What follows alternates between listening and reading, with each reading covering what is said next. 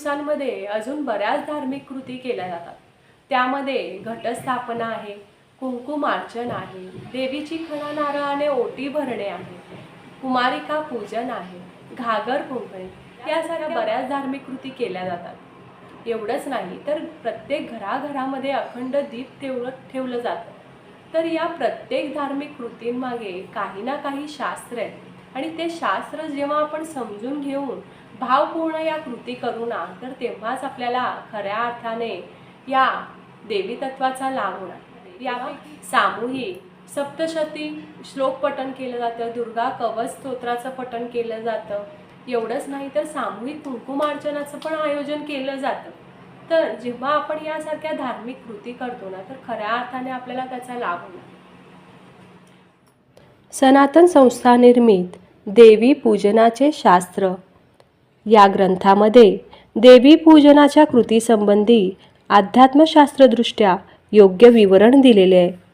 देवतेचे पूजन करत असताना पूजनातील कृतीचे शास्त्र कळाले तर कृतीचे महत्त्व लक्षात येऊन पूजन अधिक श्रद्धेने होते आणि श्रद्धेतूनच भावाचा जन्म होतो आणि भावपूर्ण कृतीमुळे देवतेच्या तत्वाचा लाभ अधिक होतो. तसेच देवपूजेची कृती अध्यात्मशास्त्रदृष्ट्या योग्यरित्या केल्यास त्यातून मिळणारे फळही अधिक असते.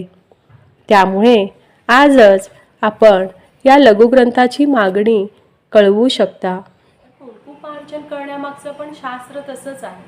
कुंकुमार्चन जेव्हा आपण करतो तेव्हा काय करतो, तर कुंकूने आपण देवीला स्नान घालतो. मग यामागचं नेमकं शास्त्र काय आहे? आपण कुंकू का घेतो? कारण कुंकूचा रंग हा लाल आहे आणि या लाल रंगामध्ये देवी तत्व आकृष्ट होण्यासाठी आपल्याला सहाय्य होतं. कारण शक्तीची जी उत्पत्ती आहे ना, तर ती लाल प्रकाशातूनच झालेली आहे आणि या वातावरणातील देवी तत्व या कुंकूच्या माध्यमातून आकृष्ट होतं आणि त्यामुळे ती जी मूर्ती आहे की ज्या मूर्तीवर आपण हे कुंकुमार्चन करत आहोत, तर ती मूर्ती जागृत व्हायला मदत होते. आणि अशा प्रकारे जेव्हा आपण हे कुंकुमार्चन करतो, तर देवीच्या चरणांवर वाहिलेलं हे कुंकू आहे, हे कुंकू जेव्हा आपण स्वतःला लावून घेतो ना, तर तेव्हा देखील आपल्याला हे देवी तत्व ग्रहण व्हायला मदत होते. तर अशा पद्धतीने या सगळ्या धार्मिक कृती आपण करणारच आहोत आणि या कृती करत असताना मगाशी सांगितल्याप्रमाणे त्यामागचं शास्त्र आपण समजून घेणं गरजेचं आहे.